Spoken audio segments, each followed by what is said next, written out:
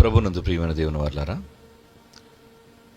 గత వారం మనం చెప్పుకున్న పాఠంలోని రెండవ భాగాన్ని ఈరోజు మనం పరిశీలిద్దాం. బైబిల్ నుంచి, అది సేవకుని ఖరీదు, విలువ పెట్టి కొనబడిన వారు అని. దేవుడు తన పిల్లలను రక్షించుటకు పంపిన సేవకులు, ఎందరో సేవకులను పంపాడు. చివరిగా తన కుమారుని కూడా ఒక పరిచారకుడిగా చేసి పంపాడు. కానీ సమాజం ఆ సేవకుడిని గుర్తించలేదు. ఆ సమాజాన్ని చంపింది. ఆ సమాజం ఆయనని చంపింది. సమాజం ఆయనని గుర్తించలేదు, స్వీకరించలేదు. సేవకుని యొక్క విలువ తెలియలేదు. ప్రియులారా,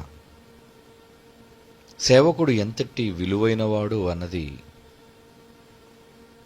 అతని అవసరత ఏర్పడినప్పుడు మనకు అర్థమవుతుంది. ఈరోజు ప్రపంచం అంతా వణికిస్తున్న కరోనా వైరస్ మనకు తెలుసు. నిజంగా ఎవరు దానికి ముందు కనిపెడతారో, దానికి వైద్యాన్ని అందిస్తారో, వారిని ప్రపంచం ఎలా చూస్తుందో ఒకసారి మీరు చెప్పండి.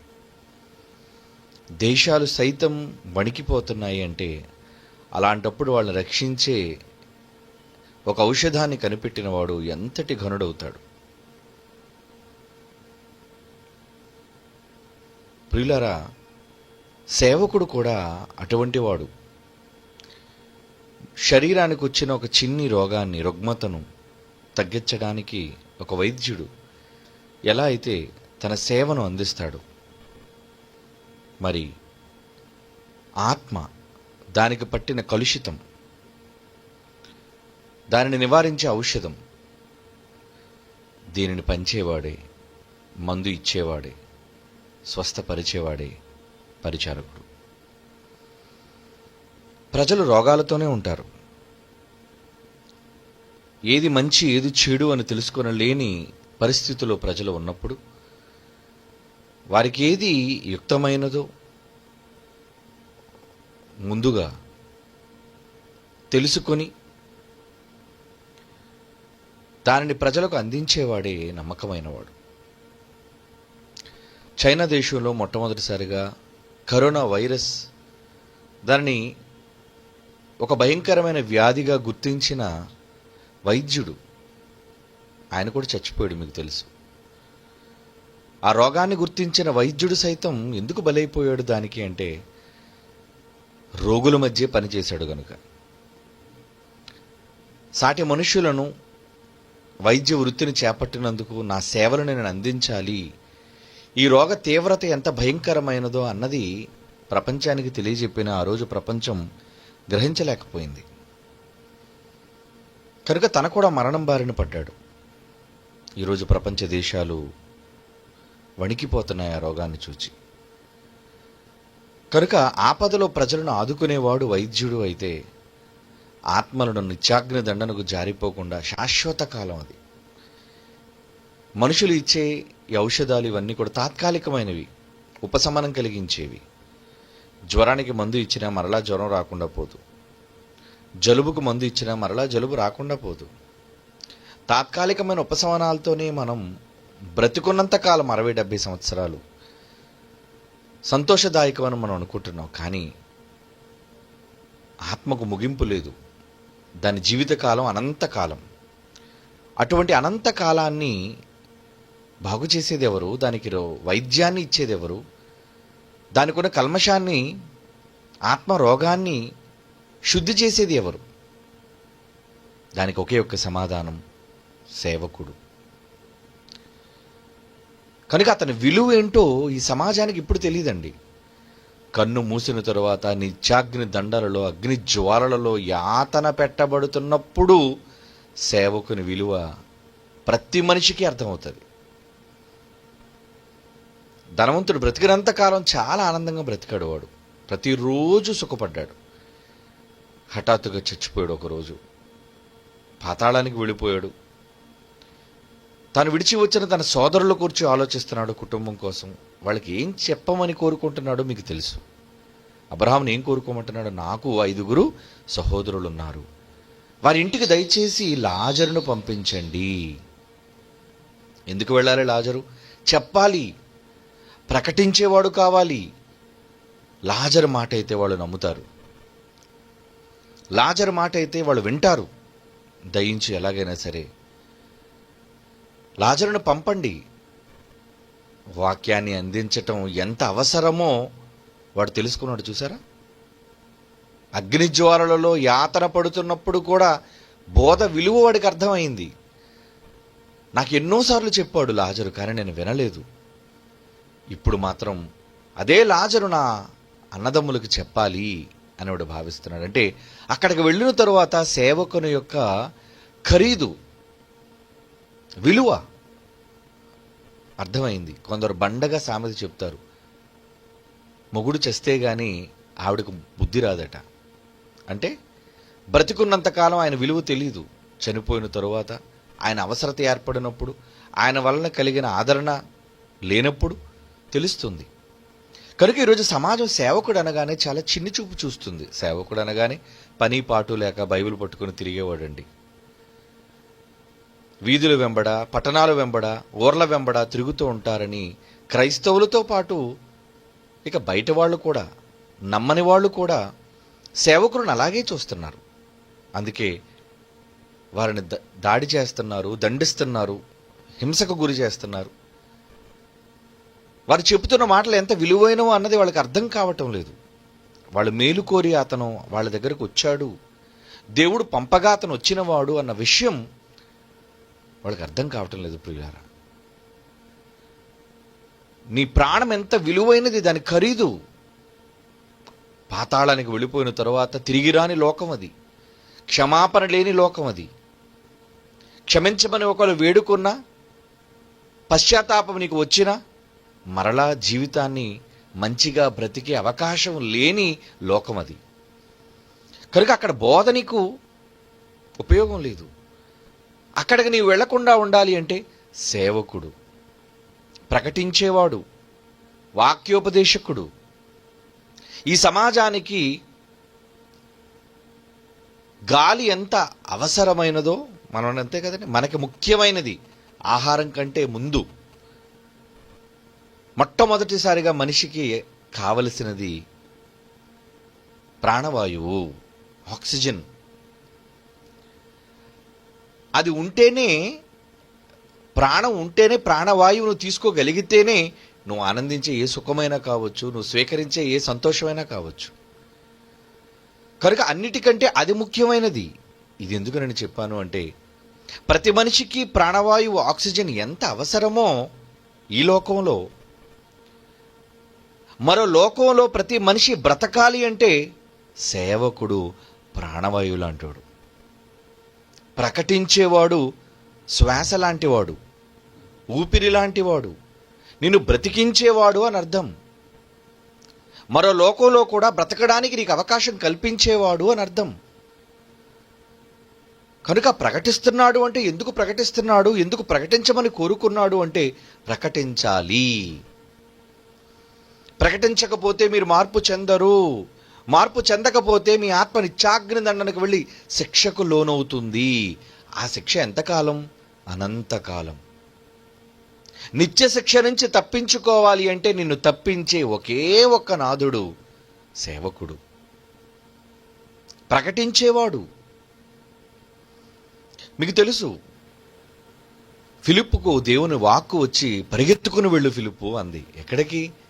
నపుంసకుడు వెళుతున్నాడు, ప్రార్థన ముగించుకుని వెళ్ళిపోతున్నాడు, యెరూషలేము నుంచి తన ఇథియోపియాకు వెళ్ళిపోతున్నాడు. నువ్వు వెళ్ళు. చదువుతున్నాడు, బైబిల్ ఉన్నది అతని దగ్గర, యెషయా గ్రంథాన్ని చదువుతున్నాడు. కానీ అతనికి ఆ మాటలు అర్థం కావటం లేదు. నాకు ఎవడైనా ప్రకటించకపోతే నాకు ఎలా తెలుస్తుంది? ఫిలిప్పు వెళ్ళి అడిగిన మొదటి ప్రశ్న ఏంటి? రథము ఆపమన్నాడు. అపోస్తలుల కార్యాలు 8వ అధ్యాయంలో ఆ సందర్భం మనకు తెలుసు. పరిగెత్తుకుని వెళ్ళాడండి. అతను రథం మీద వెళ్తున్నాడు, ఇతను కాలినడకని వెళ్ళాడు. సేవకుడు ఫిలిప్పు, పరిచారకుడు, ఎన్నుకోబడిన 7గురిలో ఒక్కడు.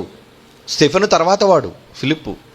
ఆయనకు దేవుని వాక్కు వచ్చి చెప్పింది నువ్వు వెళ్ళు అన్నప్పుడు పరిగెత్తుకుని వెళ్ళి రథము నిలుపమని చెప్పి మొట్టమొదటి ప్రశ్న ఏమేస్తున్నాడు చూడండి. అపోస్తలుల కార్యములు 8వ అధ్యాయం 30వ వచనం.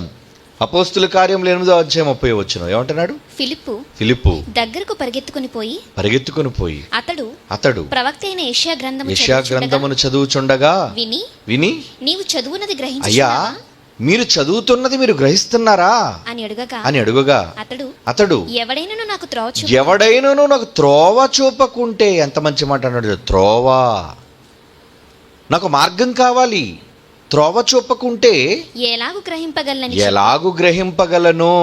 రథమెక్కి తనతో కూర్చుండమని మీరు చెబుతారా? అయ్యా రండి రథమెక్కి నాతో కూర్చొని దయచేసి నాకు చెప్పరా. వేడుకుంటున్నాడు చూడండి, వేడుకుంటున్నాడు, సేవకుణ్ణి వేడుకుంటున్నాడండి. నపుంసకుడు అతడు సామాన్యుడు కాదు. అతడి స్థాయి ఏంటి? ఐతోపీల రాణి అయిన కందాకే కింద ధనాగారం అంతటికి మంత్రి, ఫైనాన్షియల్ మినిస్టర్.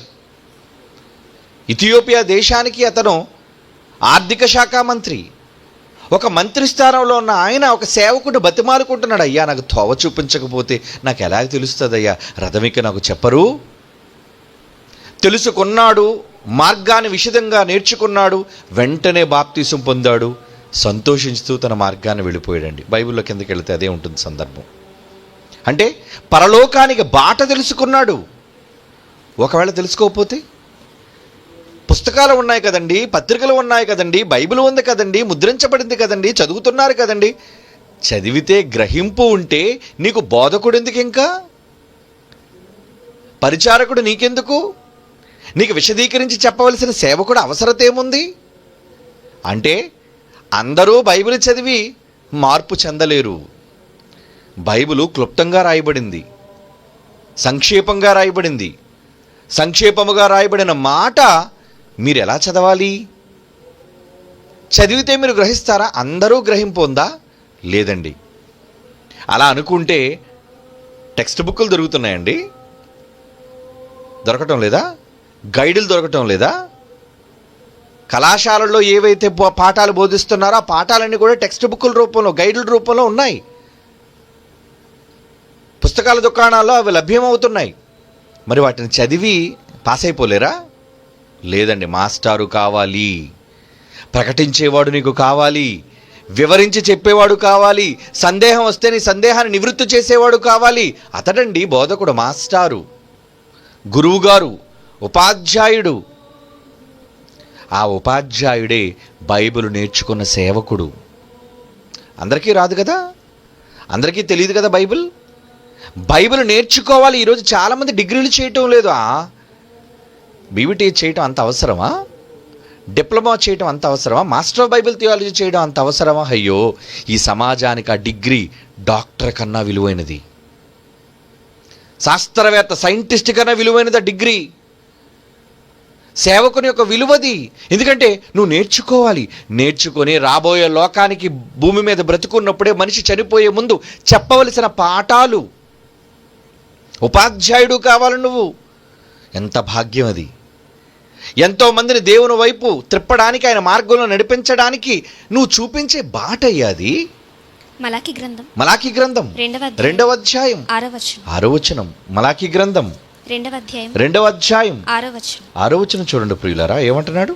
సత్యము గల ధర్మశాస్త్రము బోధించుచు, సత్యము గల ధర్మశాస్త్రమును బోధించుచు, దుర్బోధన ఏమాత్రము చేయక, సమాధానమును బట్టి యథార్థతను బట్టి నన్ను అనుసరించి నడుచుకుని వారే దోషము నుండి అనేకులను త్రిప్పిరి.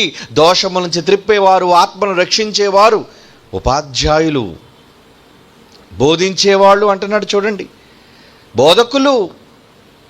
ఈ ప్రపంచంలో అన్నిటికంటే పెద్ద పోస్ట్ అంటూ ఏదైనా ఉంటే అది ప్రీచర్. ఏమనుకుంటున్నారు? Preacher, pastor.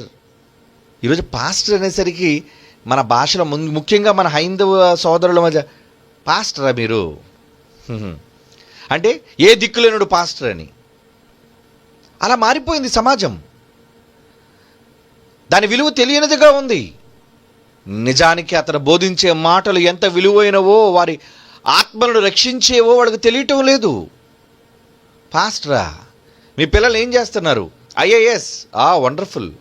IPS wonderful, engineer okay very good, doctor అబ్బాబో చాలా గొప్పది, సాఫ్ట్వేర్ ఇంజనీర్ చాలా గొప్ప అనుకుంటారు కదా. మీ పిల్లలు ఏం చేస్తున్నారు? పాస్టర్. ఆహా, సేవకుడు. నీ పిల్లలను సేవకుడుగా నువ్వు మారుస్తున్నావంటే ఆ విద్య యొక్క విలువ నీకు ఎక్కడ తెలీదు. దిక్కుమాలి మానవ ప్రపంచాన్ని, కళ్ళ ముందు జరుగుతున్న ఈ రంగుల ప్రపంచాన్ని చూసి 60 ఏళ్ళు బతికే ఈ తాత్కాలికమైన జీవితంలో ఇవి పెద్ద డిగ్రీలు గొప్పవను అనుకుంటున్నావేమో. ఈ విద్య యొక్క విలువ ఎక్కడుందో తెలుసా? మరో లోకం, శాశ్వతమైన లోకం, ఎల్లప్పుడూ నువ్వు జీవించవలసిన లోకం, ప్రతి మనిషి అక్కడికి రావలసిన లోకం. అది పాతాళమా, పరలోకమా? ఆ లోకంలో నువ్వు బ్రతికించడానికి పరలోకపు పౌర విద్య అన్నారు. అందుకే పరలోకపు విద్య బైబిల్. దానిని చేయడం అంటే హీఈస్ నథింగ్ బట్ పాస్టర్, వాక్యోపదేశకుడు, వాక్యాన్ని నేర్చుకుని బోధించేవాడు, ప్రకటించేవాడు, సేవకుడు, పరిచారకుడు. వాక్యం అర్థమైతే ఇవన్నీ అతనికి అర్థమవుతాయి. అతను అలాగే జీవిస్తాడు. ఇప్పుడు మీలో ఎందరూ చెప్పండి సేవకులుగా మారాలి అనుకుంటున్నారు? యేసుక్రీస్తు వారు అన్నీ విడిచిపెట్టేసి బోధకుడు ఎందుకయ్యాడు? యేసుప్రభువుని ఏమని పిలిచారు? బోధకుడా. అవునా? యేసుప్రభుని ఏం పిలిచారు చెప్పండి?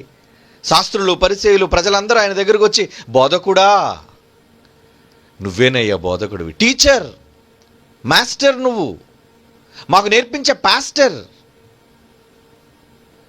బోధకుడయ్యాడు ఆయన. అప్పటికి రాజులు ఉన్నారు, అధికారులు ఉన్నారు, గొప్ప గొప్ప పోస్టులు ఉన్నాయి ఆ రోజు. ఆ పోస్టులు ఏవి ఎన్నుకోకుండా యేసుక్రీస్తు వారు భూమి మీద ఏ పోస్ట్ కావాలని కోరుకున్నారు? నాన్న నాకు బోధకుడు పోస్ట్ ఈ నాన్న, టీచర్గా వెళ్ళిపోతాను నేను. సహజంగా ఎవరైనా మీకు చాయిస్ ఇచ్చారనుకోండి, నువ్వు ఐఏఎస్ అధికారం అవుతావా లేదంటే స్కూల్లో బీఈడి టీచర్ అవుతావా అని అంటే ఎవరైనా ఏం కోరుకుంటారు? నేను ఐఏఎస్ అయిపోతానండి, టీచర్ ఎందుకండి? కానీ ఒక ఐఏఎస్ కలెక్టర్ ఆ కుర్చీలో కూర్చోవాలన్నా వాడికి బోధ చేసేది ఎవరు? ఒక గురువు, మాస్టారు. ఒక శాస్త్రవేత్త అయినా వాడు అక్కడి నుంచే రావాలి. ఎక్కడి నుంచి? బడి నుంచి. బడిలో పాఠాలు నేర్చుకునే రావాలి. ఎంతటి వాడైనా, ఎవడైనా పరలోకానికి వెళ్ళాలి. ఎవడైనా, ఎంతటి వాడైనా ఉపాధ్యాయుడి దగ్గర నేర్చుకొని. ఈరోజు నేను చాలా గర్వంగా ఫీల్ అవుతున్నానండి. I'm a preacher, I'm a pastor. నేను ఒక ఉపాధ్యాయుడిని, ప్రొఫెసర్. ఏమండి మా పేరు ముందు ఏముంటుంది? Doctor and professor Prasannababu. దేంట్లో ప్రొఫెసర్? ప్రొఫెస్ అనగా ఉపదేశం, ఉపదేశించటం, ప్రకటించటం. నేను నేర్చుకున్నది, చదువుతున్నది మీకు నేర్పిస్తున్నాను. ఎంత విలువైనదో తెలుసా? దీని విలువ మీకు అర్థం కాదర్రా. క్యాష్ వచ్చేది విలువైనది అనుకుంటున్నారు, కానీ దీనికోసం అందుకే అంతా అన్నిటినీ విడిచిపెట్టి దీన్ని కొనుక్కోండి. పోయిన భాగంలో చెప్పాను ఏమని? మీ సంపాదన అంతయు ఇచ్చి బుద్ధి సంపాదించు, జ్ఞానం. అదేనయ్యా నిన్ను కాపాడేది. దానిని విడిచిపెట్టి దిక్కుమాల చిత్తు కాగితాలు కొనుక్కుంటావేంట్రా? ఐఏఎస్ ఒక చిత్తు కాగితం, ఐపీఎస్ ఒక చిత్తు కాగితం, లోకంలో సైంటిస్ట్ ఒక చిత్తు కాగితం. ఇవన్నీ చిత్తు కాగితాలు, డిగ్రీలు. కానీ అది ఈ లోకానికి సంబంధించినవి. అనంత లోకమైన, అనంత కాలానికి సంభవించిన ఒక గొప్ప డిగ్రీ, ఉన్నతమైన డిగ్రీ ఏంటో తెలుసా? అక్కడ నిన్ను పరలోకాన్ని నువ్వు వెళితే మీరు ఎవరండి? నేను ప్రొఫెసర్నండి. వందనాలండి, నమస్కారం. దేవదూతలు దాన్ని బట్టే నీకు గౌరవం ఇస్తాయి. నేను సభ్యుడినండి అంటే నువ్వు సభ్యుడివా అంటే ఇడు వినేవాడు అనమాట. ఇడు స్టూడెంట్, ఇడు కాదు, ఉపాధ్యాయుడు, లెక్చరర్. అటువంటి లెక్చరరు, అటువంటి ప్రొఫెసర్ సమాజానికి ఎంత అవసరం మీరు చెప్పండి.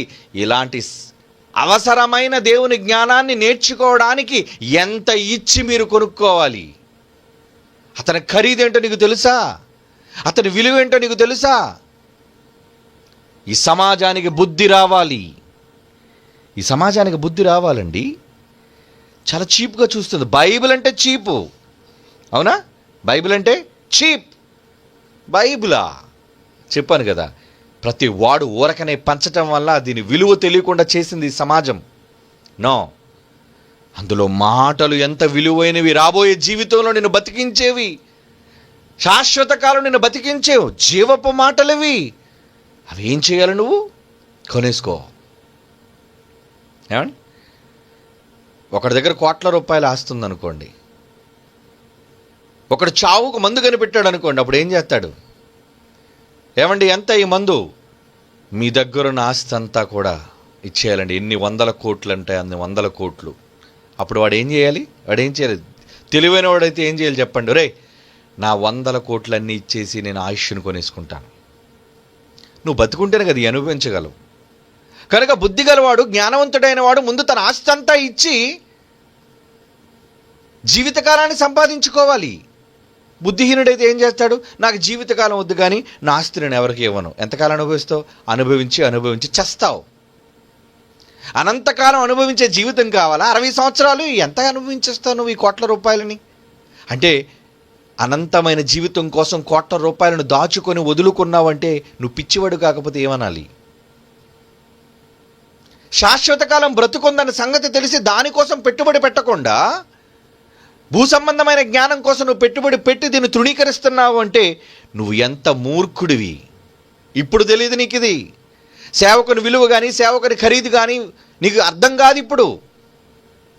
నిజంగా సేవకుడైన వాడు కష్టపడుతుంటే అతనిని ఎక్కడ ఉన్నా పెంచి పోషించాలి. అయ్యా, మీలాంటి వాళ్ళు మమ్మల్ని విడిచిపెట్టి వెళ్ళకండి అయ్యా, మీరుంటేనే మాకు జ్ఞానోపదేశం, మీరు లేకపోతే మాకు శూన్యం. కనుక ఎప్పుడు ప్రొఫెసర్ని, లెక్చరర్ని, సేవకుల్ని స్వచ్ఛమైన చెప్పేవాళ్ళు సుమా, దొంగలు కాదు. చాలామంది దొంగ పాస్టర్లు ఉన్నారు, దొంగ సేవకులు ఉన్నారు, వాక్యం మీద అవగాహన లేని వాళ్ళు ఉన్నారు, వాక్యంలో తప్పుడు విధానంగా బోధించే వాళ్ళు ఉన్నారు. కాదండి, వాళ్ళందరూ సేవకులు కాదండి.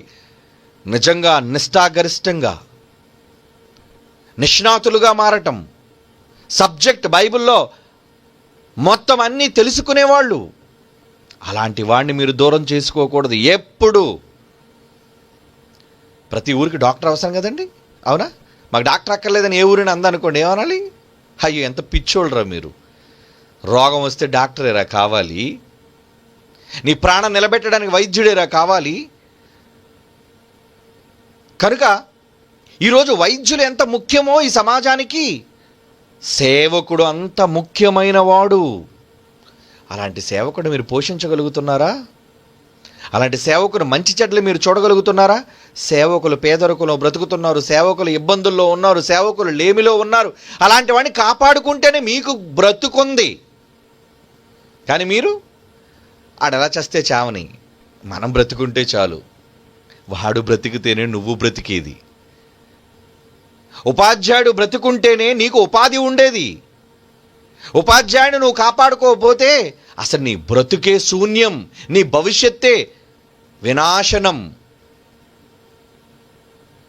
కనుక సేవకుల గురించి అంటున్నాడు.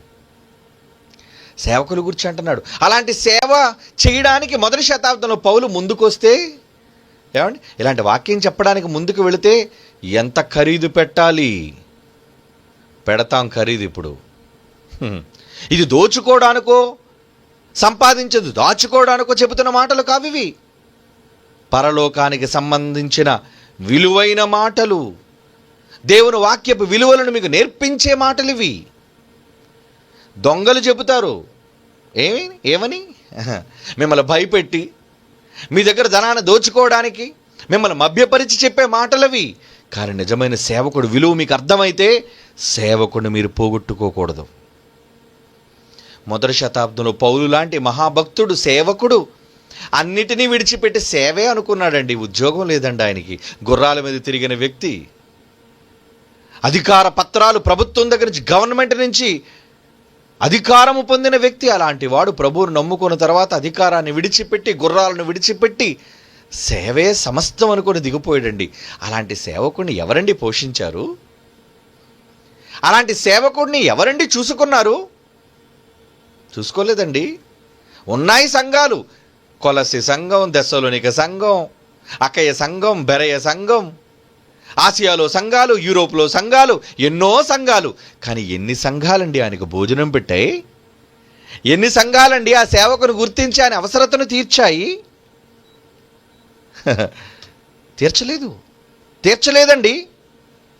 తీర్చలేదండి. అందుకే ఆయన ఎలాంటి పరిస్థితుల్లోనికి వెళ్ళిపోయాడో,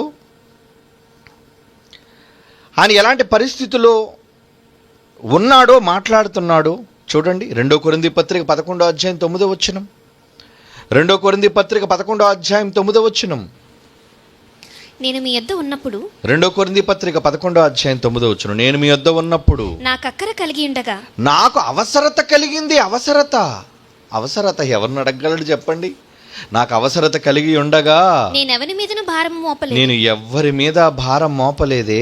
మాసిదోనియ నుండి సహోదరులు వచ్చి పాపం నా అవసరత తెలుసుకొని మీ ఊర్లో నేను సేవ చేస్తుంటే ఇక్కడున్న దౌర్భాగ్యులు, వాక్యం వింటున్న వాళ్ళు, ఉపాధ్యాయుడి దగ్గర నుంచి మంచి మంచి మాటలు నేర్చుకుంటున్న వాళ్ళు, వాళ్ళు అవసరం తీర్చకపోగా ఎక్కడి నుంచి వచ్చారటండి వాళ్ళు?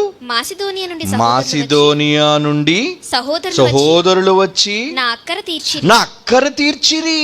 ప్రతి విషయంలోనూ అతని అవసరాలు తీర్చారటండి. సేవకుడు ప్రయాణంలో ఉన్నాడు, మందులు కావలసి ఉంటుంది, ఆహారం కావలసి ఉంటుంది, ప్రయాణానికి ఖర్చులు కావలసి ఉంటాయి, ఎన్నో అవసరతలు ఉంటాయండి.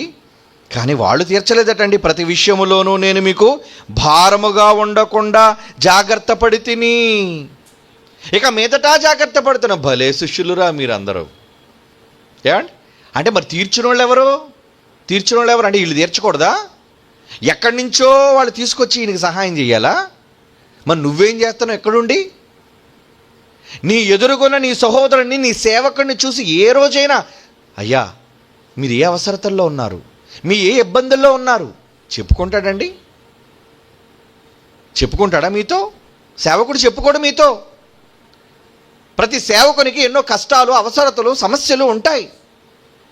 కానీ మీరు తెలుసుకోవాలి, మీకు మంచి మాటలు అందించాలి అంటే ఆయన కుటుంబం క్షేమంగా ఉండాలి, ఆయన ఆనందంగా ఉండాలి, ఆయన అప్పుల బాధ లేకుండా ఉండాలి, సమస్యలు లేకుండా ఉండాలి, ఆరోగ్యంగా ఉండాలి, మంచి ఆహారం తీసుకోవాలి.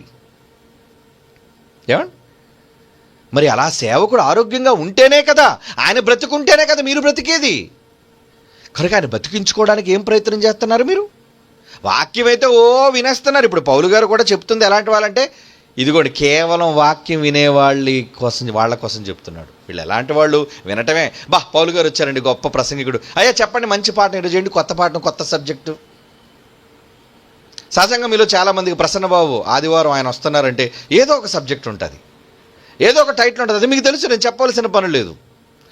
అందరిలాగా ఏదో మాట్లాడేవాడు కాడు. ఒక టైటిల్ పెడతాడు, ఆ టైటిల్ మీద చాలా సందర్భాలను బైబిల్ నుంచి తీసి ఎవరూ చెప్పలేని కోణంలో మంచి మంచి సంగతులు చెబుతాడు ప్రసన్నబాబు. అది మీకు తెలుసు. ఇప్పుడు కాదు, గత చాలా సంవత్సరాలుగా ప్రతి పాఠం పేరు వింటే మీకు అర్థమవుతుంది ఎలా ఉంటుందో ఆ పాఠం అని.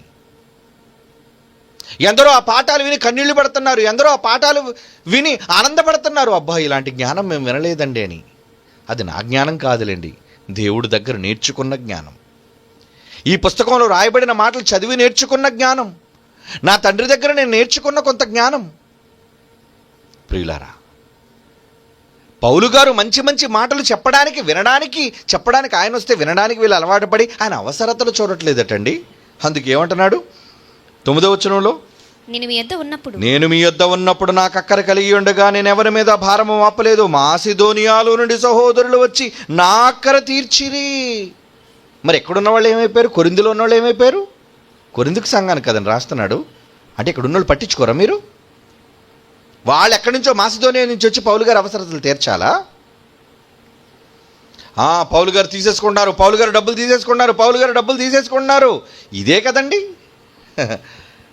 ఇస్తే ఇస్తున్నాం అడుగుతున్నారు. ఈరోజు చూడండి చాలామంది సేవకుల మీద దుమ్మెత్తి పోస్తుండే ఏమని, డబ్బులు అడిగేస్తున్నారు. మరి అడగకపోతే ఎలా బ్రతుకుతాడు?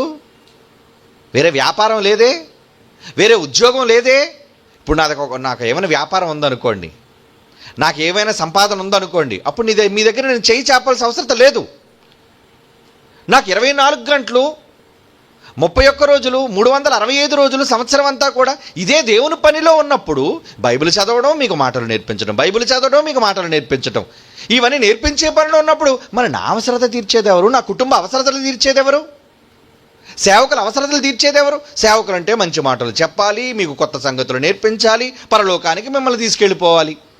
మరి సేవకుడు ఎలా బ్రతకాలో ఏ రోజని మీరు ఆలోచిస్తున్నారా? పట్టించుకోలేదండి పౌలు గారిని. పట్టించుకోలేదు. ఏమండి? పట్టించుకోలేదు. అందుకే పౌలు అంటున్నాడు 9వ అధ్యాయం, 1 కొరింథీ పత్రిక 9వ అధ్యాయం, దేవుడు అవకాశం కల్పించాడు. ఏమని? రూల్ చెబుతున్నాడు చూడండి. రూల్, బైబిల్లో చెప్పిన రూల్, చట్టం. 1 కొరింథీ పత్రిక 9వ అధ్యాయం 14వ వచనం ఏమంటున్నాడు అక్కడ? సువార్త ప్రచురించువారు సువార్త వలన జీవింపవలనని ప్రభువు నియమించి ఉన్నాడు. ఎవరు నియమించారు? నేను బైబిల్ పట్టుకొని వెళ్తున్నానండి. ఎస్, నాకు రైట్ ఉంది డిమాండ్ చేయడానికి. దేన్ని బట్టి? మీరు వాక్యం ఉచితంగా చెప్పాలండి. పోయినసారి చెప్పాను కదా, ఉచితం అన్నమాట దేనికి వాడాలో తెలుసా? బైబిల్లో ఉచితంగా తీసుకున్నావు కాబట్టి ఉచితంగా పంచు అని దేవుడు అన్నాడు. దేనికోసం? వాక్యం కోసం కాదది. దేవుడు వాళ్ళకి ఇచ్చిన శక్తి, వరం. దానికి నువ్వు ఖరీదు కట్టద్దు. చేయి, ప్రజలకు బ్రతికించు, దయ్యాలను వెళ్ళగొట్టు, రోగాలను స్వస్థపరచు, అది ఉచితంగా ఇమ్మన్నాడు. కానీ మరి దీని విషయం ఏమంటున్నాడు? దీని విషయం ఏమంటున్నాడండి? 14, సువార్త ప్రకటించువారు ఎవరైనా సరే కానీ సేవకుడు సువార్త వలన జీవింపవలనని ప్రభువు నియమించి ఉన్నాడు.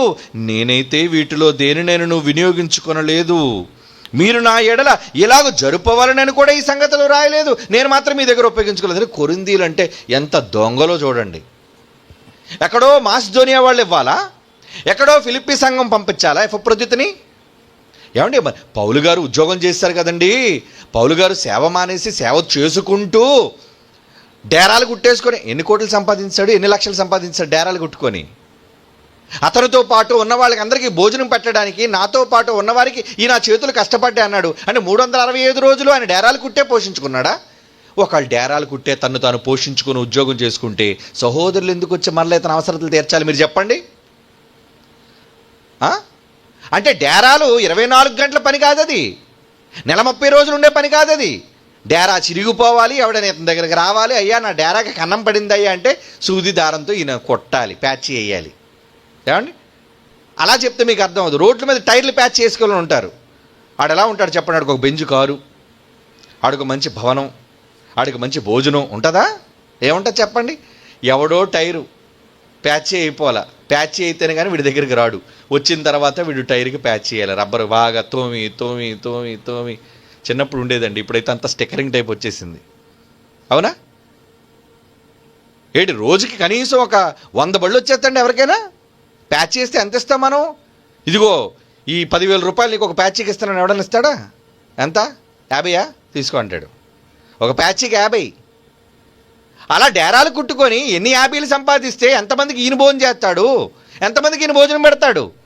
అందుకేనే ఆయన అవసరాలు తీర్చడానికి ఎవరెవరో సహాయం చేశారండి, సంఘాలు.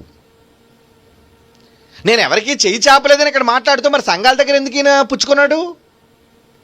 వీళ్ళకు బుద్ధి రావాలని కొరింథీ పత్రికలు ఈ మాట చెబుతున్నాడు. బైబుల్ ఎలా చదవాలో BOUA నేర్పించాలి. మీకేం తెలుసు? అనుభవ జ్ఞానంతో నేర్పించే పాఠాలు ఇవన్నీ. పౌలు గారు ఇది అన్నారు కదండి, ఎవరి దగ్గర తీసుకోకూడదు కదండి, మరి ఎందుకండి చేయి చాపాడు పౌలు గారండి? ఎవరో ఎపఫ్రోదితు వస్తువులు పంపించే ఎందుకండి తీసుకొని జోబులో పెట్టుకున్నాడు? ఆలోచించండి. చదవండి మరలా ఆ మాట. మొదటి పత్రిక 9వ అధ్యాయం 14వ వచనం, సువార్త ప్రకటించేవారు సువార్త వలన జీవించవలనని ప్రభువు నియమించి ఉన్నాడు. నేను మీ దగ్గర తీసుకోవాలి, కానీ ఇచ్చే మంచి మనసు మీకు లేదు. అలాగంటే బాధపడతానని ఇండైరెక్ట్గా చెప్తున్నాడు. ఇచ్చే మనసు మీకు లేదు. ఎవరో మాసిదోనియా నుంచి నాకు సపోర్ట్ ఇస్తున్నారు, డబ్బులు పంచుతున్నారు వాళ్ళు. నేనైతే వీటిలో దేని నేను ఉపయోగించుకోలేదు. అలాగని మీరు నా ఏళ్ళు ఎలాగో చేయవలనని ఈ సంగతులు మీకు రాయలేదు. ఎవడైనా నా అతిశయాన్ని నిర్ధకం చేయకుండా నాకు మరణం మేలు. ఏదో మేము ఇచ్చేసామని మీరు ఎవడని మాగితే దానికంటే నేను చావడం మేలు అంటున్నాడు. అంటే మీలాంటి వారు ఇచ్చి రూపాయి ఇస్తాడు, 100 సార్లు చెప్తాడు పౌలు గారికి రూపాయి ఇచ్చాను, పౌలు గారికి రూపాయి ఇచ్చాను. ఏమిచ్చావు? రూపాయి. రూపాయితో ఎంతకాలం బతుకుతాడు పౌలు? మనిషి కష్టాన్ని గుర్తించాలి, మనిషి అవసరత తెలుసుకోవాలి. బయటికి డాబుగానే కనబడతాడైతే లోన ఎన్ని అవసరతలు ఉన్నాయో, లోన ఎన్ని ఇబ్బందులు ఉన్నాయో అవన్నీ నువ్వు తెలుసుకోవాలి. నువ్వు సహాయం చేయాలి సేవకుడికి. సువార్త వలన జీవించాలి అని ప్రభువు నియమించాడు. అందుకే 4వ వచనం అంటున్నాడు చూడండి, ముందుకెళ్ళేసరికి తినుటకును త్రాగుటకును మాకు అధికారం లేదనుకున్నావా? ఇదంతా కొరింథీయులతో ఎందుకు చెప్తున్నాడు? వీళ్ళు నంబర్ 1 దొంగలు అన్నమాట. నయా పైసా ఖర్చు పెట్టరు సేవకుడికి. పౌలు గారు వచ్చేయండి, పౌలు గారు మాకు మంచి సబ్జెక్టులు చెప్పేయండి. ఎలా చెప్పేస్తారు? రేటు డబ్బులు ఇస్తున్నారా మీరు? అందుకే భవిష్యత్తులో రాబోతున్న కాలంలో మేము మాట్లాడే ప్రతి మాట జైశాలి.టీవీలో డబ్బులు పెట్టి కొనాలి. మీరు మొట్టమొదటి ప్రపంచంలో డబ్బులు పెట్టి దేవుని వాక్యాన్ని మీకు విడిపించేది వినిపించేవాడు BYUI వాడే. ఏటండి డబ్బులకి రేట్లు కట్టేశారండి వాక్యానికి అనుకోండిరా పిచ్చి సన్నాసులారా, అనుకోండి. మీకు బైబిల్ తెలీదు, ఎంగిలి మాటలు అక్కడక్కడక్కడక్కడక్కడ నేర్చుకుని మీకేం తెలుసురా బైబిల్లోని అనుభవ జ్ఞానం. జేటీవీ ఇప్పుడు ఫ్రీగా ఓపెన్ అవుతుంది, అందరూ చూస్తున్నారు. కానీ మరికొద్ది రోజులలో టోటల్ లాక్ కొత్త వెబ్సైట్ వస్తుంది, ఎదురు చూడండి. అందులో మీరు కొన్ని మాత్రమే చూడగలరు. మీరు డబ్బులు కట్టాలి, రీఛార్జ్ మొబైల్. హలో మాట్లాడాలంటే రింగ్ కావాలంటే మీ బ్యాలెన్స్ తక్కువగా ఉంది కాబట్టి వెంటనే రీఛార్జ్ చేయించండి అంటే ఎవరితో పనికి మాలింది. అప్పుడు నువ్వు రీఛార్జ్ చేయాలి, లేకపోతే కాల్ ఎలాగెళ్తుంది? వెళ్ళదు. నేను వాక్యం వినాలి, ఎక్కడ టైం అయిపోతుంది. జైశాలి.టీవీ చేతిలో ఫోన్ ఉంది, నువ్వు ఎక్కడికి వెళ్ళావు, నీకు బద్ధకం కదా, ఇంట్లోనే ఉంటావు. వాక్యం ఎలా వినబడుతుంది? డబ్బులు కట్టరా? కట్టు. ప్రతి మంత్ రీఛార్జ్ చేసుకుంటేనే కానీ జైశాలి టీవీ ఓపెన్ అది. ఎవరికో ఒక్కరికి సబ్స్క్రైబ్ అంటారు. అందుకే డిష్ ఎలాగైతే వస్తుందో ఒక టీవీకే, తెలుసా మీకు? జేటీవీ కూడా ఇప్పుడు అలా చేయబోతున్నాం. కనుక రెడీ అవ్వండి. మీరు తక్కువ మంది చూసినా మాకు ఇబ్బంది ఏమీ లేదు, నో ప్రాబ్లం. ఎందుకంటే దీని విలువ తెలియాలి మీకు. అమ్మో ఏం చెప్పేస్తున్నారు, ఇంకా చెప్తాం. మంచి మంచి సంగతులు టైట్ చేసిన తర్వాత ఇంకా కొత్త విషయాలు మీకు చెప్తాం. కనుక పౌలు అంటున్నాడు అందుకే, ఏమని? తినుటకు తాగుటకు మాకు అధికారం లేదనుకుంటున్నారా? 7వ వచనం చూడండి. ఎవడైనా సొంత ఖర్చు పెట్టుకొని దండులో కొలువు చేయనా? ఒరే యుద్ధానికి వెళ్ళండి రా అని ప్రభుత్వం చెప్పిన తర్వాత మొత్తం సైనికులందరూ యుద్ధానికి వెళ్ళిపోతారు. యుద్ధానికి వెళ్ళిన తర్వాత ఆ యుద్ధానికి వెళ్ళేటప్పుడు వాళ్ళ భోజనం ఖర్చు, వాళ్ళ బట్టల ఖర్చు, వాళ్ళ మంచం ఖర్చు, వాళ్ళ ప్రయాణం ఖర్చు ఇవన్నీ సైనికుడు పెట్టుకుంటాడా? ప్రభుత్వం చూస్తుందా? చెప్పండి. గవర్నమెంట్ నేను పంపుతున్నప్పుడు నీ ఖర్చులని ప్రభుత్వం చూసుకోవాలి. అక్కడికి వెళ్ళి మన నీ సొంత ఖర్చు ఎందుకు పెట్టుకుంటావు నువ్వు? మీకు అర్థమైందో లేదో ఈ మాట? ఎవడైనా సొంత ఖర్చు, జోబులో డబ్బులు ఖర్చు పెట్టి దండులో కొలువు చేయినా? నువ్వు దండులో ఉన్నావు, సైన్యంలో ఉన్నావు. అందులో ఉన్నప్పుడు ఎవరు ఖర్చు పెట్టాలి? ప్రభుత్వం ఖర్చు పెట్టాలి. నీకు నీ అవసరతలన్నీ చూడాలి. మరి సేవకులను పిలుస్తున్నావు, వచ్చేయండి. ఎంత ఇస్తాం? ఒక 5,000 ఇస్తాం మీకు, ఒక 2,000 ఇస్తాం, ఓ 10,000 ఇస్తాం. అవసరత ఎంతో తెలుసుకో. అడుగుతున్నాడు అంటే అవసరతను బట్టి నువ్వు ఇవ్వాలి, ఇచ్చి తీరాలి. ఇవ్వత మానే, నువ్వు పిలకపోయినా పర్వాలేదు. నిజమరా? ఈరోజు మీరేమనుకుంటున్నారు? ప్రసన్న బాబు ఈరోజు వెళుతున్నాడు అంటే వాళ్ళు తెలుసుకోవాలి, ఆ మాటలు విలువేంటో వాళ్ళు తెలుసుకోవాలి. ఒక జైశాలి పీడి సుందరరావు రావాలి అంటే, ఆయన మాటలు చెప్పాలి అంటే ఆ మాటలు విలువేంటో వీళ్ళకి తెలియాలి. ఉచితంగా చెప్పేస్తే దాని విలువ లేకుండా పోతుందర్రా. వద్దు, ఉచితంగా వద్దు. కనుక నేను అక్కడికి దేవుడి పని మీద వెళ్ళి మళ్ళీ నా సొంత ఖర్చు నేను ఎక్కడ పెట్టుకుంటాను? నన్ను పంపించినోడు పంపించాలి. సేవకు వెళ్ళు అన్నావు, సేవకు వెళ్ళిపో అన్నావు. సంచి పట్టుకోవద్దు, జాలి పట్టుకోవద్దు అన్నాడు. మరి నాకు భోజనం పెట్టేది ఎవరు? నాకు టికెట్ తీసేది ఎవరు? నా కుటుంబానికి అన్నం పెట్టేది ఎవరు? నువ్వు పంపించావు కాబట్టి నువ్వు పెట్టు. దండులో నేను ఉన్నాను సైనికుడిగా, నా ఖర్చులన్నీ నువ్వు చూడు. మళ్ళీ నా జోబులో డబ్బులు నేను ఎందుకు ఖర్చు పెడతాను? నేను నీ పని మీద వచ్చినప్పుడు, మరి ఆయన పని మీద నేను వచ్చినప్పుడు ఆయన ఖర్చు పెట్టాలి నాకు. ఆయన అంటే డైరెక్ట్ దేవుడు ప్రతిరోజు మూటిస్తాడు అనుకున్నారా? వాక్యం వినడానికి వచ్చిన మీరివ్వాలి. ఇది అవసరం అనుకుంటే ఇవ్వండి, మాకు వాక్యం అవసరం లేదనుకుంటే వెళ్ళిపోండి. దేవుడు చెప్తున్నాడు అందుకే, సువార్త విన్నవారు సువార్త వలన జీవించాలి అంటున్నాడే. ఏమండి, కొన్ని సందర్భాల్లో పౌలు గారు ఇలాంటి దొంగలకి వాక్యం చెప్పినందుకు ఈ కొరింథీయులు దొంగలని ఎందుకన్నానంటే చూడండి, 2 కొరింథీ పత్రిక 11వ అధ్యాయం 7వ వచనం చదవండి. ఇప్పుడు 2 కొరింథీ పత్రిక 11వ అధ్యాయం 7వ వచనం. మిమ్మును హెచ్చింపవలనని మిమ్మును హెచ్చింపవలనని మీకు దేవుని సువార్త ప్రకటించుచు ఉచితముగా ప్రకటించుచు ఉచితంగా నేను ప్రకటించుచు నన్ను నేనే తగ్గించుకున్నాను. అయ్యో పాపం అని నేను తగ్గించుకున్నాను. పాపము చేసి తినా అవునవునవునవును, మీకు ఊరకనే చెప్పి నేను తప్పు చేశాను. నేను మీకు పరిచర్య చేయుటకై 8వ వచనం, మీకు పరిచర్య చేయుటకై నేను ఇతర సంఘముల వలన జీతము పుచ్చుకొని. అంటే జీతం వచ్చిందా పౌలు గారికి జీతం వచ్చిందా? మరి డేరాలు కుట్టేవాడు కదండి, ఏం సరిపోతే డేరాల భోజనం. ఇతర సంఘముల వాళ్ళు పోషించారట, డబ్బులు ఇచ్చారట. నేను ఇతర సంఘముల వలన జీతం పుచ్చుకొని వారి ధనము దొంగిలిన వాడనైతే. మీకు వాక్యం చెప్పడానికి ఎవడో డబ్బు ఇస్తే వాడి డబ్బు తీసుకొని మీ దగ్గరకు వచ్చి వాక్యం చెప్పి ఆ డబ్బు కొట్టేసిన వాడు దొంగోడిని అయిపోయిన అంటున్నాడు చూడండి పౌలు. మీకు అర్థమైందో లేదు ఈ మాట? అంటే ఒకరు సువార్త చెబితే ఏమండి, వాళ్ళకి సువార్త చెబితే మీకు డబ్బులు ఇచ్చాను అనుకోండి, మీకే చెప్పాలి నేను. మీరు డబ్బులు ఇస్తే మీకే చెప్తాను నేను. మీ డబ్బులు తీసుకొని ఇంకొక దగ్గరికి వెళ్ళి సువార్త చెప్పడం ఏంటి? వాళ్ళు ఇవ్వరా? ఒక సినిమా చూడడానికి టికెట్ తీసుకుంటారు, ఒక షో చూడడానికి టికెట్ తీసుకుంటారు. ఏమండి, ఒక సర్కస్కి వెళ్తామండి, మరి సర్కస్కి వెళ్ళిన టికెట్ ఊరుకోండి, 100 రూపాయలు టికెట్ ఏంటండి? ఆ 100 రూపాయలు అంటే ఏనుగు చూడడం ఎంత ఉందో, ఎంత తింటుంది అది? మనం మీరు అందరూ వందల కట్టకపోతే దానికి అన్నం కడుపు నిండి ఎలా నింపుతాడు అక్కడ మాస్టర్, రింగ్ మాస్టరు? పులుల ఆహారం ఉంటుంది, ఏనుగుల ఆహారం కావాలి, పిట్టల ఆహారం కావాలి, 1-2 ఎన్ని జంతువులు, మనుషులు, వాళ్ళ కుటుంబాలు, ప్రయాణాలు, ఈ ఖర్చులన్నీ చూడకుండా ఏంటండి టికెట్ మరి ఎంత రేటు? దిక్కుమాలను ఒక టికెట్ కొనడానికి నువ్వు అంత అయిపోతే వాడు మెయింటెనెన్స్కి ఎంత అవుతుంది? ఖర్చులు తెలుసుకోవాలి, కష్టాలు తెలుసుకోవాలి, అవసరత తెలుసుకోవాలి, అవసరానికి మించి ఇవ్వాలి. That is Christianity. ఇది లేదండి ఎవరికి ఈ జ్ఞానం లేదు. వచ్చేయి మాకు చెప్పేయి, ఫ్రీగా చెప్పేయి, మేము ఫ్రీగా విని పందుల్లో కాళ్ళతో తొక్కేసి బయటికి పోతాం, అవసరమైతే నిన్నే జీల్ చేస్తాం. ఈరోజు జరుగుతున్నది అదే కదా. వాక్యం విలువ తెలియక చెప్పబడుతున్న మాటలను తొక్కుతున్నారు పాదాలతో దౌర్భాగ్యులు. పందులు ఎదుట ముత్యములు వెయ్యొద్దన్నాడు, అందుకే ఎందుకురా వాక్యం చెప్తున్నా అన్న వాళ్ళకి చెప్పొద్దు. పందులు అంటోళ్ళు, పందికేమో తెలుసు పన్నీరు విలువ అన్నారు, అందుకే పన్నీరు వాసన పందికి తెలుసా? అక్కడికి వెళ్ళి పంది దగ్గర మంచి సెంటు కష్టమని కొట్టామనుకోండి, 10,000 రూపాయల సెంటు వాసన, పందికి అది నచ్చదు. మురుగుతున్న కాలువలోనికి మూత పైకి పెట్టి పడుకుంటుంది ఆనందంగా, ఆ వాసన పీలుస్తూ. దుర్వాసన దానికి ఇష్టం. కనుక ఈరోజు సమాజానికి నీ వాక్యం అవసరం అనుకున్న వాళ్ళకు నువ్వు వెళ్ళి చెప్పేటప్పుడు దీని విలువ ఎంత నీకు తెలుసా? ఇవ్వు, నాకు ఫ్లైట్ ఛార్జీలు పెట్టు. అవునా? బస్సులు వచ్చండి అయ్యగారు, పర్లేదు, సేవ కదండి. బస్సులో బాగా కొదగొట్టి గంటలో వెళ్ళిపోవలసింది 18 గంటలు తీసుకెళ్తారు. అప్పుడు పేషెంట్ అయిపోలే వద్దా నేను? చెప్పండి. అంటే సేవకుడుగా నా ఆరోగ్యం కాపాడుకోద్దా అంటే నీ ఒక్కడి కోసం తేరగా ఫ్రీగా బస్సు తక్కువ ఛార్జీ కాబట్టి వచ్చేస్తే బస్సు వెళ్తే కడుపు తిప్పేస్తుంది. అవునా? ఆరోగ్యం పోతుంది, ఆ కుదుపులకి టైం వేస్ట్ అయిపోద్ది. ఇన్ని గంటలు నీ ఒక్కడి దగ్గర రావడానికి ఇన్ని గంటల నాకు సౌకర్యం. అది లగ్జరీ కాదు. ఫ్లైట్ టికెట్ అడుగుతున్నాడండి సేవకుడు, లగ్జరీ కాదురా, దుర్మార్గుడా. ఎక్కడి నుంచి? ముంబై వచ్చేయండి. ముంబై రావాలంటే 2 రోజులు ట్రైన్ ప్రయాణం. ఆ ట్రైన్లో ఇప్పుడు వెళ్ళాలనుకోండి మొత్తం కరోనా, ఎక్కడ చూసినా రోగం వచ్చేస్తుంది, జనాలు లేరు, సరైన తిండి ఉండదు, అక్కడికి వెళ్ళిపోతే ఒక బాత్రూమ్ శుభ్రంగా ఉండదు, చాలా దౌర్భాగ్యంగా ఉంటాయి.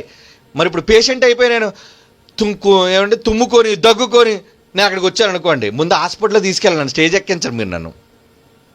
అంటే సౌకర్యం. సేవకుని యొక్క ఆరోగ్యం ముఖ్యం. ఆడు బాగుంటేనే కదా నీకు చెప్పేది.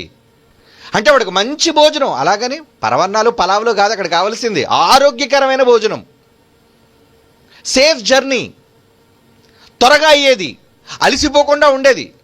ఏమంటే ఇప్పుడు జైశాల్ గారు 71 సంవత్సరాలు అండి, మా ఊరు వచ్చండి అని ఎర్రబస్ ఎక్కించారనుకోండి, మధ్యలోనే చచ్చిపోతారు ఆయన. ఎందుకంటే ఆయన ప్రాణమే అంతంత మాత్రంగా ఉంది. ఎలా చూసుకోవాలి నువ్వు? పువ్వో అన్నట్టుగా చూసుకోవాలి. మరి దానికి సంబంధించి ఖర్చు ఉంటుంది. సేవకుడు కదండి, ఆ రోజు యేసుప్రభు వెళ్ళలేదా, ఆ రోజు పౌలు, నీకు ఏం తెలుసురా బైబిల్? నీకు ఏం తెలుసని బైబిల్? ఏదో బైబిల్లో ఒక మాట తెలుసుకొని ఒక పక్షం నుంచి ఆలోచించడం కాదు. చాలా మంది లాంటి పిచ్చి సన్నాసులు తప్పుడు మాటలు మాట్లాడుతున్నారు. అందుకే పౌలు ఏమంటున్నాడు చూడండి, మిమ్మును హెచ్చింపవలనని మీకు దేవుని సువార్త ప్రకటించుచు నన్ను నేనే తగ్గించుకొనున్నందున పాపము చేసి తినా. మీకు పరిచర్య చేయుటకి ఇతర సంఘముల వలన జీతములు పుచ్చుకొని వారి ధనమును దొంగిలిన వాడనైతిని. వాళ్ళ డబ్బు తీసుకొని మీ దగ్గరికి వచ్చే వాక్యం చెప్తే మీరంతా దొంగలుగా మారిపోయారు కాబట్టి మీరు కాదు దొంగలు, నేను దొంగ అయిపోయాను. ఎందుకంటే మీరు మారకపోవటం వల్ల, దీని విలువ మీకు తెలియకుండా పోవటం వల్ల. ఏమంటే నిజంగా పౌలు గారికి అన్ని అవసరతలు తీరిపోతే 2 కొరింథీ 11వ అధ్యాయం మహానుభావుడు ఆయన కష్టాలు చూస్తే అండి, చలి, దిగంబరత్వం, వస్త్రాల లేమి, ఆకలితో ఉండటం, ఈ కష్టాలన్నీ ఆయనకు ఉన్నాయా అంటే ఇవ్వలేదు. ఎవరో ఇవ్వాలి అంటే ఆయన కుట్టుకున్నది ఆయనకి సరిపోలేదు. డేరాలు కుట్టుకున్నది సరిపోలేదు ఆయనకి. అవునా? సంఘాలు ఎప్పుడు పంపించారు? ప్రతి నెల పంపించేశారు అనుకున్నారా? ఫిలిప్పీ పత్రిక చదవండి, అక్కడ అంటాడు ఒక దగ్గర. ఏమండి, ఫిలిప్పీ పత్రిక 4వ అధ్యాయం 16వ వచనం. ఫిలిప్పీ పత్రిక 4వ అధ్యాయం 16వ వచనం. ఏలయనగా తెస్సలోనికలో కూడా మీరు మాటి మాటికి నా అవసరము తీర్చుటకు సహాయము చేసితిరి. అబ్బా, ఎంత మంచోళ్ళండి ఫిలిప్పీలు ఎంత మంచోళ్ళండి. ఏం చేశారట వాళ్ళు? 16వ వచనం 15వ వచనం ముందు చూద్దామండి. ఇది వీళ్ళు మాత్రం ఎప్పుడు చేస్తారు, ఎంతకాలం చేస్తారు సుమా? ఫిలిప్పీలారా, సువార్తను నేను బోధింపనారంభించినప్పుడు మాసిదోనియా నుంచి వచ్చినప్పుడు ఇచ్చు విషయంలో గాని పుచ్చుకొని విషయంలోనూ గాని మీరు తప్ప ఏ సంఘపు వారు నాతో పాలివారు కాలేదని మీకు తెలియను. వండర్ఫుల్ అండి, మీరు చాలా వండర్ఫుల్ అరా ఫిలిప్పీలారా. గొప్ప సంఘం, మంచి సహకారులు, చక్కగా సేవకునికి సహాయం అందించేవాళ్ళు మీరు. ఏమండి, ఏలయనగా దెస్సలోనికలో కూడా మీరు మాటికి, అంటే ఫిలిప్పీ వేరు దెస్సలోనికే వేరండి. యూరోప్లో, ఆసియాలో ఫిలిప్ ఉందండి. ఏమండి, ఫిలిప్పిలో ఉన్నప్పుడు కూడా, ఎక్కడో యూరోప్ దేశంలో ఉన్న దెస్సలోనికలో ఉన్నప్పుడు కూడా మీరు మాటికి అవసరము తీర్చుటకు సహాయం చేసితిరి. అయితే నేను ఈవిని అపేక్షించి ఎలా చెప్పట్లేదు, నాకైతే డబ్బు కావాలి అని నేను అనుకోవట్లేదయ్యా. ఏమంటున్నాడండి? ఎందుకు అడుగుతున్నానో తెలుసా? మీ దగ్గర డబ్బు ఇమ్మని ఎందుకు అడుగుతున్నానో తెలుసా? మీ లెక్కకు విస్తార ఫలము రావాలని నేను అపేక్షించి చెప్పుచున్నాను. మీరు సేవకుడిగా నీకు ఇస్తే 100 రెట్లు కన్నా కోట్ల రెట్లు ఎక్కువ వస్తుందర్రా. విస్తార ఫలం అంటున్నాడు చూడండి. సేవకుడికి ఇస్తే విస్తార ఫలం.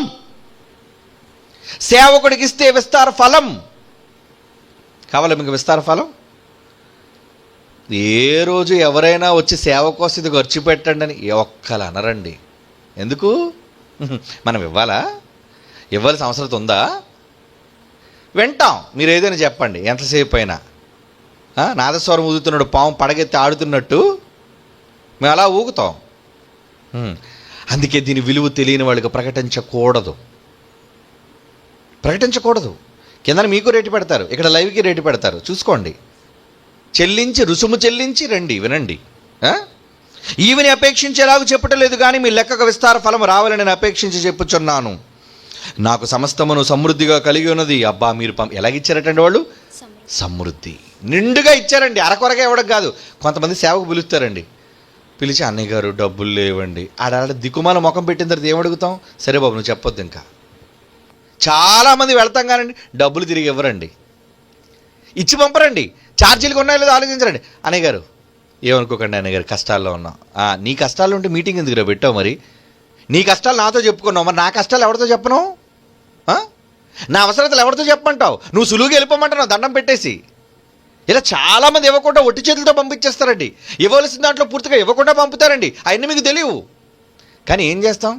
సర్లే నాన్న, సర్లే.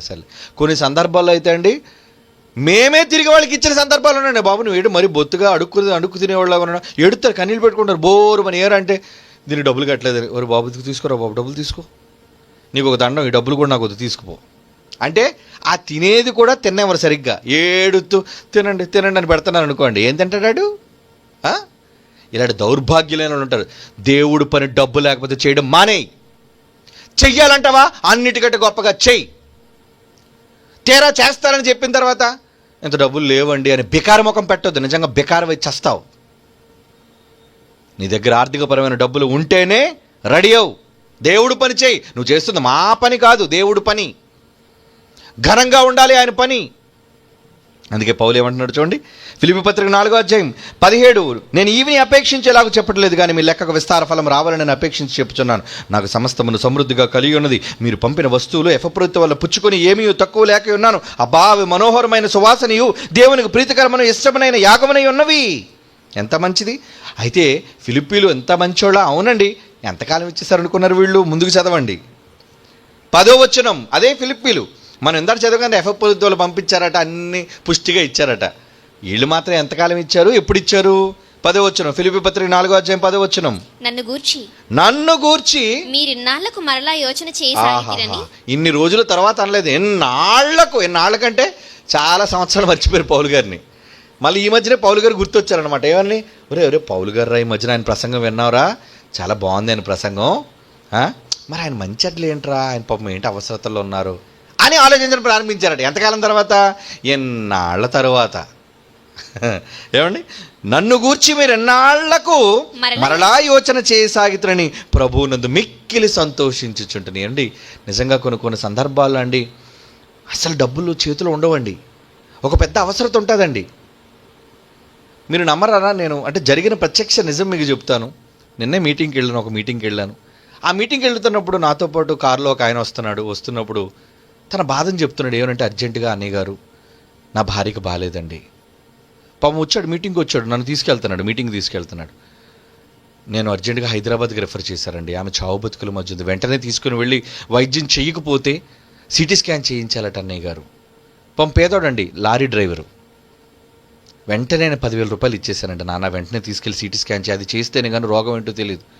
ఏమండి, నాకు వచ్చేది ఎంత, మరలా నేను వీళ్ళకి ఇచ్చేది ఎంత? ఒక సేవకుడిగా మరలా వాళ్ళ గురించి ఆలోచన, అయ్యో పాపం ఇబ్బందులో ఉన్నాడు. గతంలో కూడా చాలాసార్లు నన్ను ఒక డ్రైవర్గా నన్ను తీసుకువెళ్ళాడు. మరి అతను, నాకు అవసరత ఉంది సుమా, నిజంగా చెప్తున్నానండి దేవుని ఎదుట, నాకు చాలా అవసరత ఉంది. కానీ అవసరత ఉన్న ఒక సేవకుడు కదా, అతను అవసరతల్లో ఉన్నాడు కదా, ఒక 10,000 రూపాయలు నేను వెంటనే అతనికి ఇస్తే అతని భార్య కాపాడబడుతుంది కదా అని నేను ఎందుకు చెయ్యాలి అనుకున్నాను. నాకు ఇప్పుడు అవసరత ఉంది కదా, ఆయన నన్ను అడగలేదు, ఆయన నోరు విప్పి అడగలేదు, నాకు కావాలి అని అడగలేదండి, నాకు నేనుగానే ఇచ్చానండి.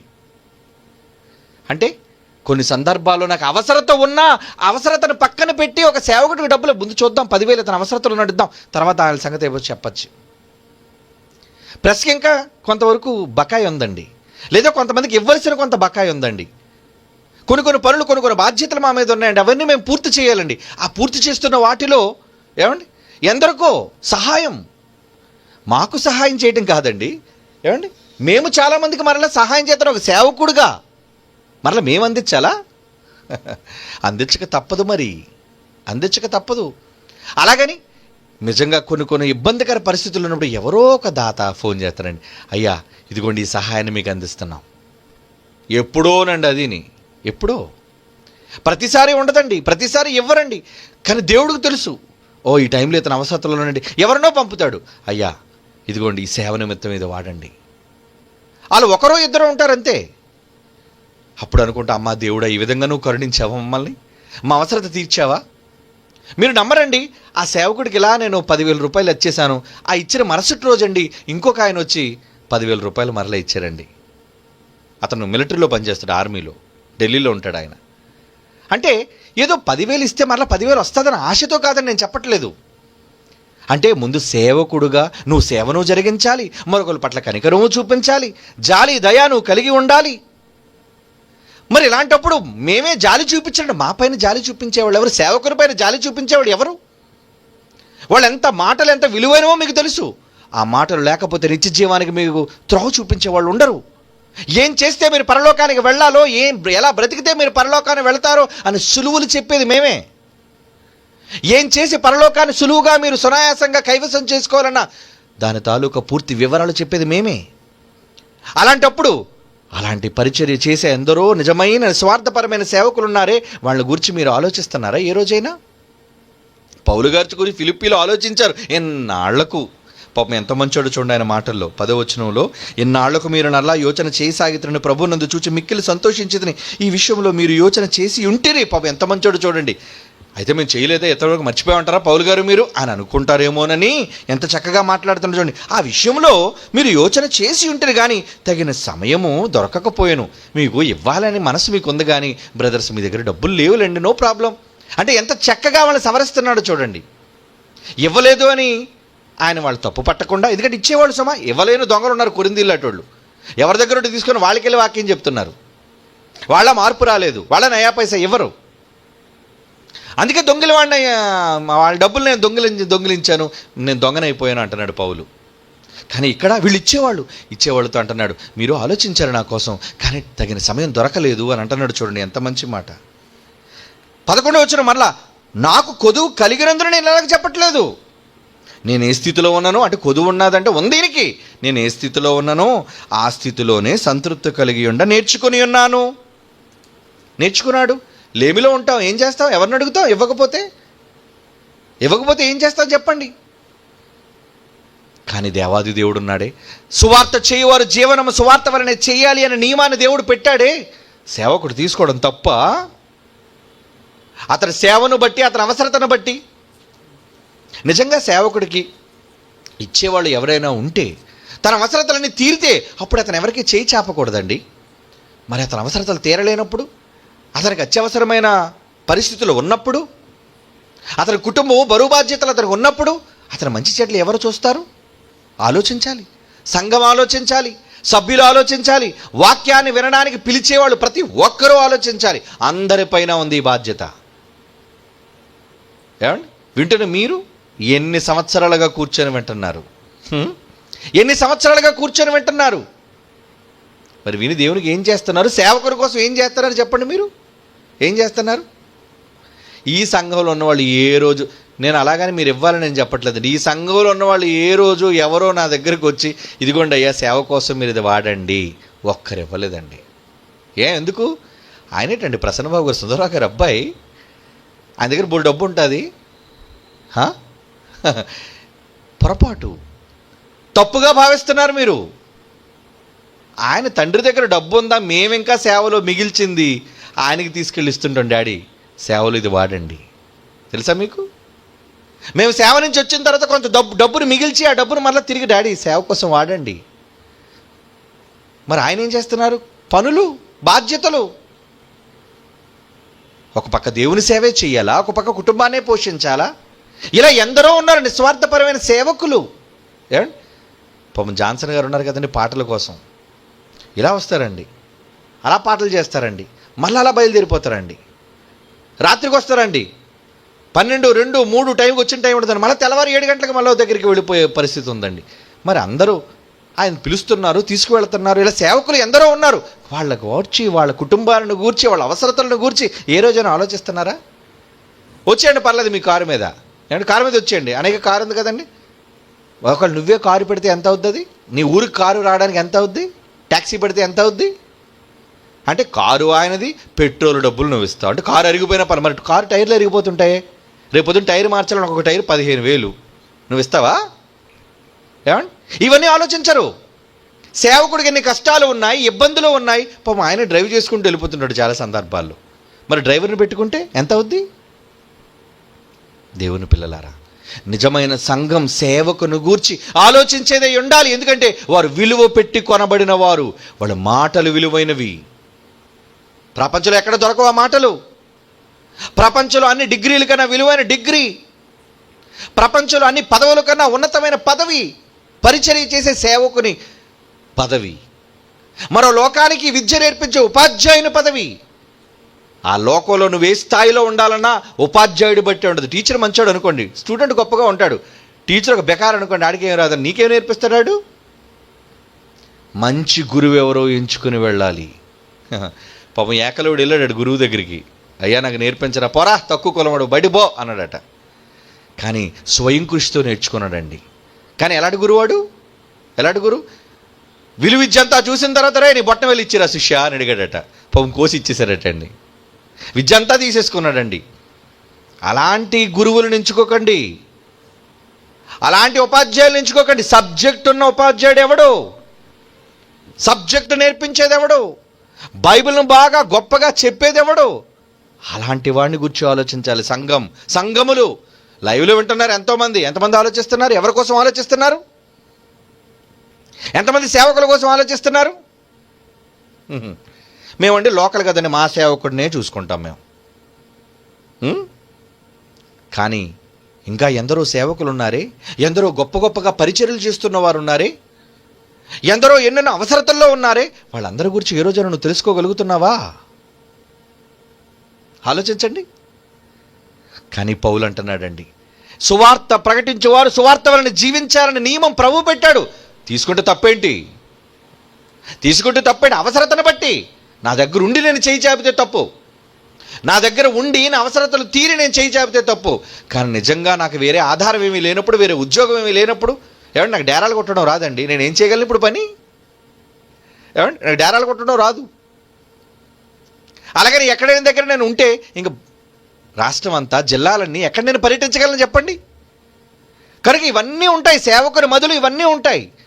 ఈ అవసరతలన్నీ సంఘము తెలుసుకొని, ఒక సంఘం కాదు, ఈరోజు ఎన్ని సంఘాలు, ఎన్ని ప్రాంతాల్లో ఎన్ని సంఘాలు.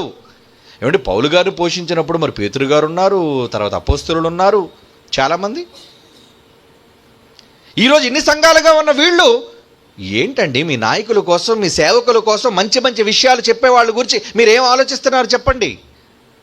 వినటం కాదర్రా, వినటం కాదు, సేవలో పాలిభాగస్తులు కావాలి. మీ లెక్క ఒక విస్తారమైన ఫలము రావాలని చెప్పుచున్నాడు పౌలు.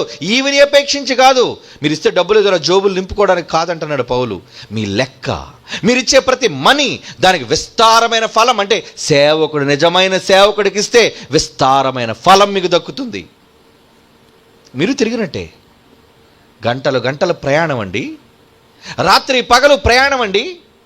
ఎప్పుడో అర్ధరాత్రి 12 గంటలకు ఎక్కాలండి, తెల్లవారుజాము 6 గంటలకు దిగాలండి. నిద్ర ఉండదు, సరైన భోజనం ఉండదు. ఇవన్నీ సేవకుల జీవితంలో జరుగుతున్నాయి, అది మాకు తెలుసు, మేము పడుతున్నాం కాబట్టి. మరి అలాంటి సేవ చేసే సేవకుని కోసం ఎంతమంది చెప్పండి మీ అమూల్యమైన సహాయాన్ని అందిస్తున్నారు? సేవకుని మాటలు ఎంత విలువైనవి, వాళ్ళు విలువ పెట్టి కొన్నాడు. అందుకే ఈరోజు దేవుడు కొన్నాడు మమ్మల్ని, తన కుమారుడిని క్రీస్తు రక్తము ద్వారా కన్నాడు. కొన్న మేము ఈ సమాజాన్ని కాపాడాలి. ఏమండి? అందుకే ఏమన్నాడు చూడండి, ముగించుకుందాం. 2 కొరింథీ 12:13. 2 కొరింథీ 12:13, నేను మీకు భారముగా ఉండకపోతిని అనే విషయంలో తప్ప మరి ఏ విషయంలో ఇతర సంఘముల కంటే తక్కువ వాడిని అయితేని నేను చేసిన అన్యాయాన్ని క్షమించండి అంటున్నాడు. చూడండి ఇంకేమంటున్నాడండి, ఇంకొక మంచి మాట చూద్దాం ప్రియులారా, ఇంకొక మంచి మాట చూద్దాం. 1 కొరింథీ పత్రిక 9:11. 1 కొరింథీ పత్రిక 9:11, మీ కొరకు ఆత్మ సంబంధమైనవి మేము విత్తి ఉండగా, ఆత్మ సంబంధమైన జ్ఞానాన్ని మీకు బోధిస్తున్నామే. ఏమండి? మీ కొరకు ఆత్మ సంబంధమైనవి మేము విత్తి ఉండగా మీ వలన శరీర సంబంధమైన ఫలములు కోసుకున్నట్టు గొప్ప కార్యమా?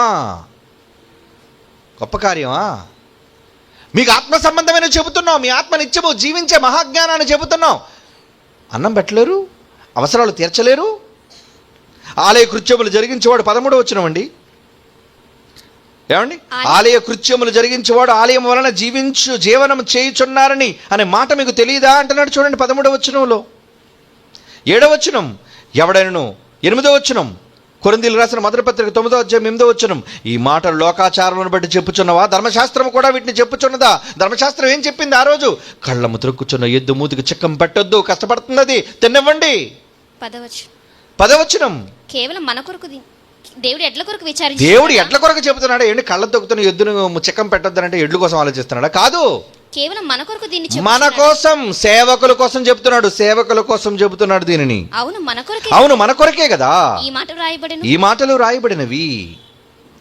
దేవుని పిల్లలారా, సేవకుడు అంటే ఏంటో తెలుసా?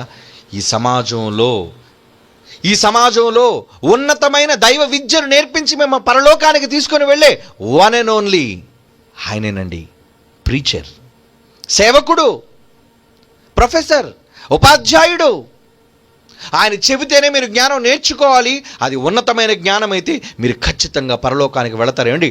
మంచి టీచర్ ఉన్నాడు అనుకోండి, మంచి ప్రొఫెసర్ ఉన్నాడు అనుకోండి, ఖచ్చితంగా మీరు పాఠాలు బాగా నేర్పిస్తారండి, ఖచ్చితంగా మీరు పాస్ అవుతారండి. మాస్టర్కే సరిగ్గా రాదనుకోండి, ఫెయిల్ అయిపోతారు విద్యార్థులందరూ. కానీ ఈరోజు మీరు అందరూ అతిశయించాలి. దేనికో తెలుసా? BOUI, Bible open university India ఇంటర్నేషనల్లో మీరు ఉన్నారంటే నంబర్ 1 కోర్స్. బైబిల్ని మేము చెప్పినట్లుగా ప్రపంచంలో ఎవరు చెప్పరు ఇంత వివరంగా. అంత మంచి ఉపాధ్యాయులు ఉన్నారు ఇక్కడ. అంతమంది ఉపాధ్యాయుల దగ్గర నేర్చుకుంటున్న మీరు 100% మార్కులు సాధిస్తారు. మా కోచింగ్లో, మా టీచింగ్లో స్వచ్ఛమైన వాక్యాన్ని మీరు వింటే 100% మీరు పరలోకానికి వెళతారు. ఎందుకంటే బైబిల్లో మాటలు ఉన్నవి ఉన్నట్టుగా సారాన్ని పిండుతున్నాం. దొంగలు కాదు. ఎందరో ఉపాధ్యాయులు ఉన్నారు, దొంగ ఉపాధ్యాయులు, వాడికి ఏమి రాదు. వక్ర మార్గాన్ని మీకు చెప్పి ఈరోజు దశంభాగాల పేరట సంఘాల దగ్గర డబ్బులు విపరీతంగా దండుకొని ఏం చేస్తున్నారు? కొట్టుకుంటున్నారు. చందా కోసం ఒకరొకరు చొక్కాలు పట్టుకొని కొట్టుకుంటున్నారండి. అలా ఉన్నాయి ఈరోజు పరిస్థితులు. మనీ. నిజమైన సేవకుడు, మీకు జ్ఞానాన్ని నేర్పించేవాడు, ఉపాధ్యాయుడు, ఆ సేవకుడు ఖరీదేంటో తెలుసా? మీకున్నదంతా ఇచ్చినా సరే అతను వెల కొనలేరరా, అంత విలువైన వాడు.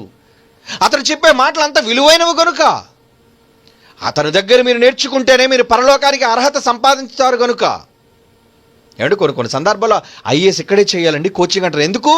అక్కడ చేస్తేనే ర్యాంక్ వస్తుంది, అక్కడ చేస్తేనే మీరు జ్ఞానం బాగా నేర్చుకుంటారని.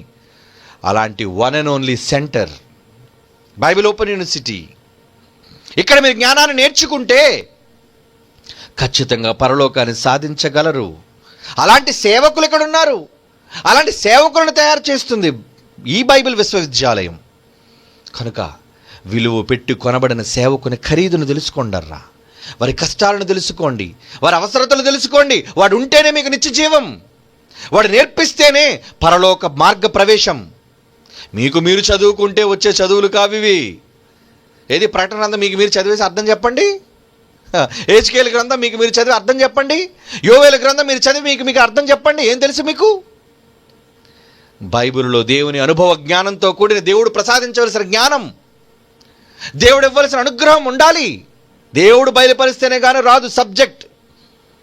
అలాంటి సబ్జెక్ట్ నేర్చుకున్న వాళ్ళ దగ్గర మీరు ఉన్నారంటే ఎంత విలువిచ్చి కొనాలి ఆయన్ని, ఆయన ఎంత జాగ్రత్తగా మీరు చూసుకోవాలి, ఆయన అవసరతలో ఎంత జాగ్రత్తగా మీరు ఉండాలి. ఇది ప్రతి సంఘము బాధ్యత. వారు విలువ పెట్టి కొనబడిన వారు. వారు దూరం చేసుకోకండి. చాలా జాగ్రత్తగా ఉండండి. మిమ్మల్ని పరలోకానికి తీసుకుని వెళ్ళే వారి నిజమైన సేవకులు. ఆ సేవకులు విలువ అమూల్యమైనది. వారి నోటి వెంబడి వచ్చిన వాక్యం మీకున్న సమస్తాన్ని ఇచ్చి కొనుక్కోవలసినది. అది వాక్యపు విలువ. ఆ విలువ కన్ను మూసిన తరువాత అర్థమవుతుంది మీకు. కనుక ఇప్పుడే దాని గూర్చి మీకున్న సమస్తాన్ని ఆ జ్ఞానం కోసం ఖర్చు పెట్టండి, నేర్చుకోండి, ఆ మహాలోకాన్ని సాధించండి. కళ్ళు మూసుకొని ప్రార్థన చేసుకుందాం. పరిశుద్ధుడైన తండ్రి, మీ మహోన్నతమైన నామానికి స్తుతులు చెల్లించుచున్నాము. సేవకులుగా, మీ సేవకులుగా, మీరిచ్చిన వాక్యాన్ని ప్రకటించేవారుగా మేము ఏర్పాటు చేయబడినందుకు ఎంతగానో ధన్యులు అనుకొనుచున్నాం. దేవా, ఆ సేవకుని విలువ ఈ సమాజం తెలుసుకొని, ఆ వాక్యపు విలువ ఈ సమాజం తెలుసుకొని రాబోయే మహాలోకంలోని సుస్థిరమైన ఆ లోకం, శాశ్వతమైన ఆ లోకంలో జీవనాన్ని సాధించుటకు ఇక్కడే విద్యను నేర్చుకుని పట్టభద్రులు కాగలుగుటకు ఈ జ్ఞానపు యొక్క విలువను నీ పిల్లలకు తెలిసేటట్లుగా ప్రకటించాం. వారి మనోనేత్రాలు వెలిగించండి. నీ బలమైన వాక్యానికి వారిని అప్పగిస్తున్నాం. క్రీస్తు యేసు వారి అమూల్యమైన నామంలో ఈ ప్రార్థన మీకు సమర్పించుచున్నాము తండ్రి. ఆమెన్.